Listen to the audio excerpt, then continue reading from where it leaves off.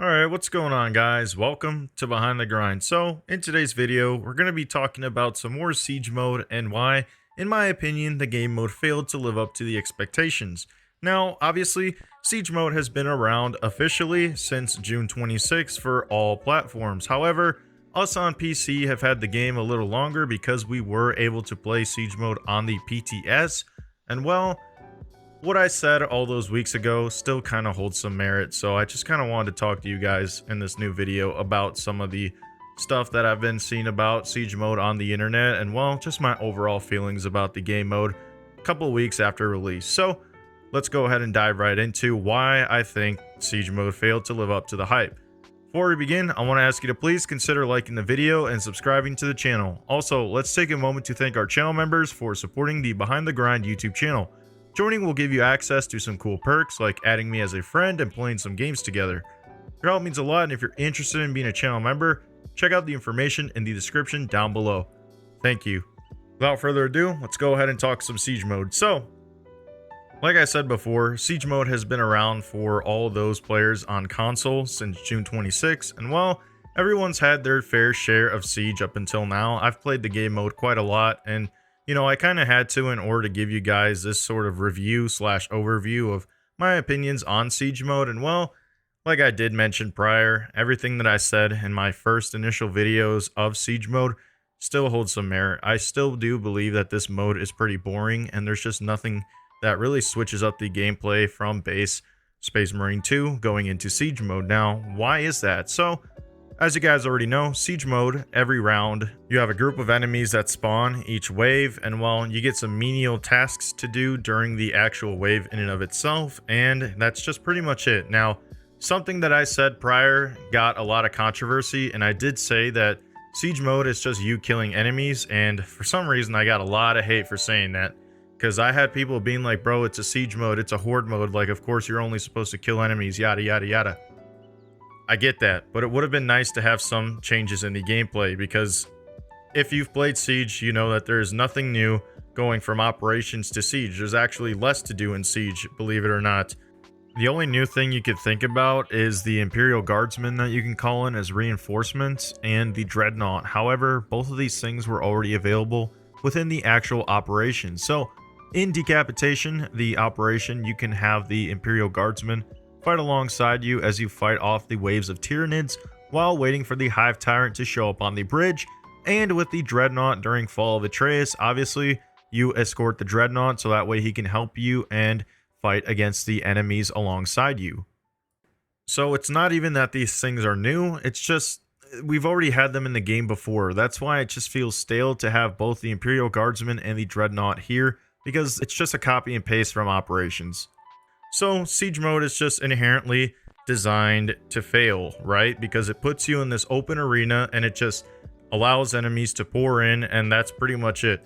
There's no moments from the campaign like where you defend the banner from all the Thousand Suns trying to attack Lieutenant Titus's position. There's nothing with Tyranids running up the walls and you having to kill them and throw them off.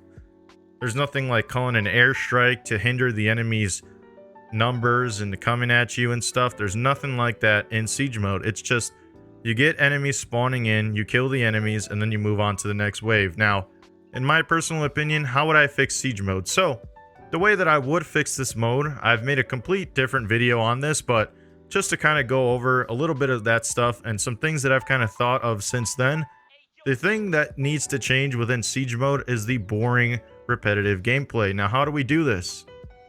Well, you see, man, at its core, every single wave is the same. And what do I mean by that is that when you start up a match of Siege mode, you're going to expect one of two things, Chaos and Tyranids, but the enemies within those different factions are always going to be the same.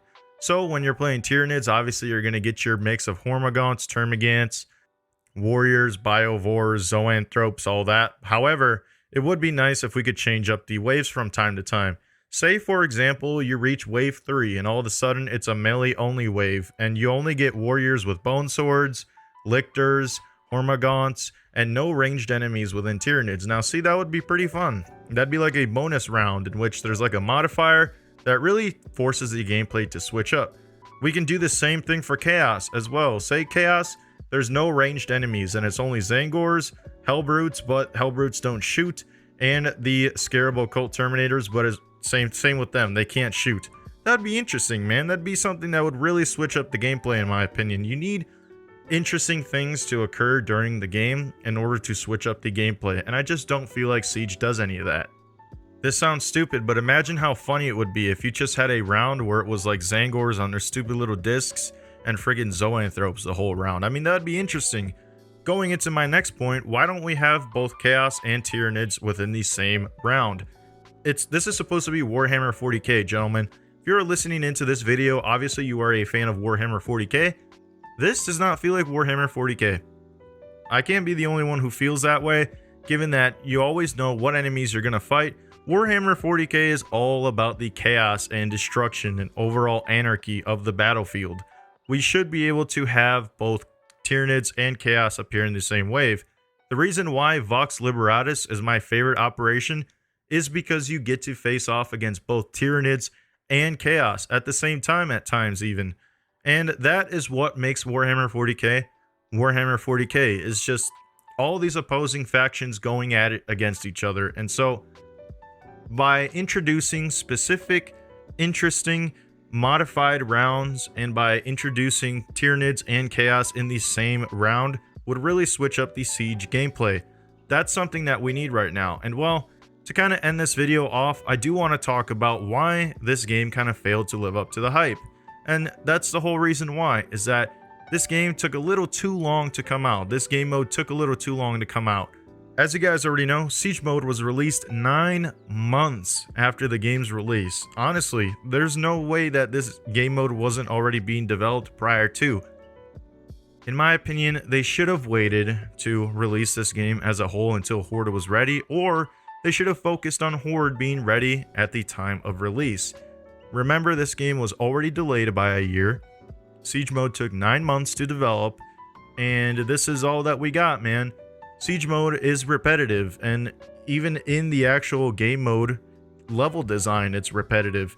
You know how disappointed I was to walk out onto Sector 4 for the first time?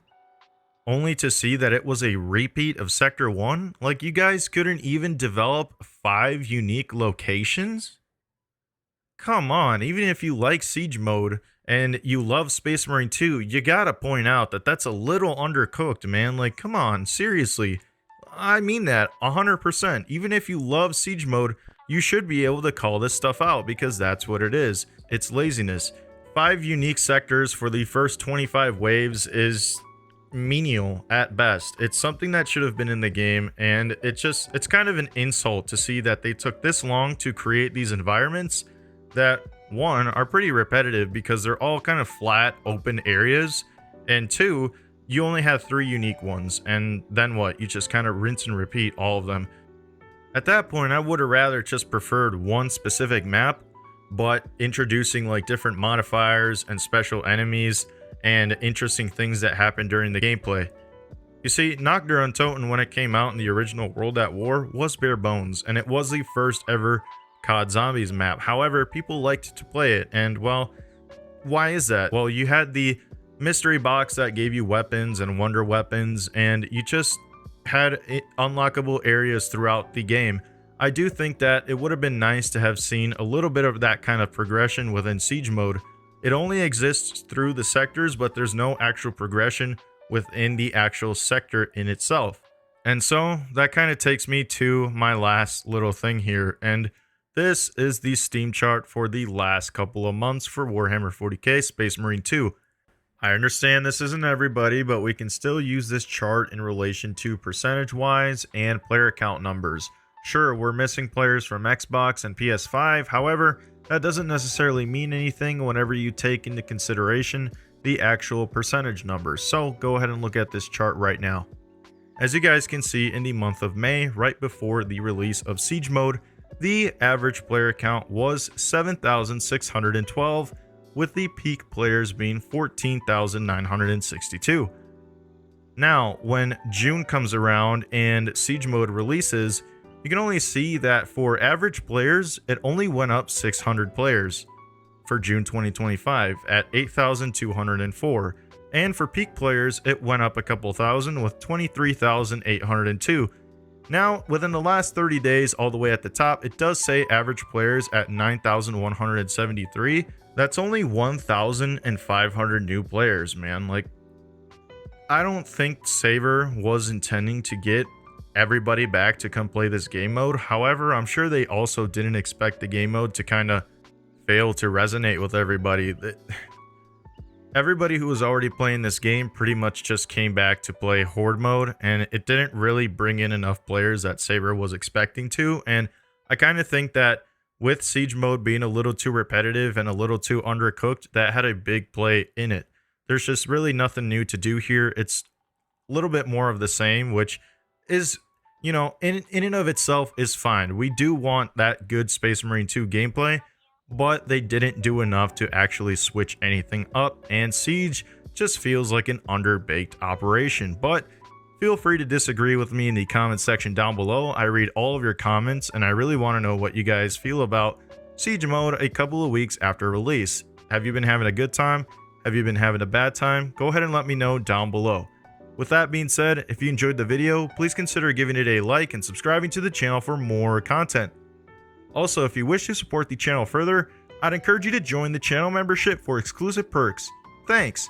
This has been Behind the Grind. A little disappointed with Siege mode, and I'll catch you on the next one.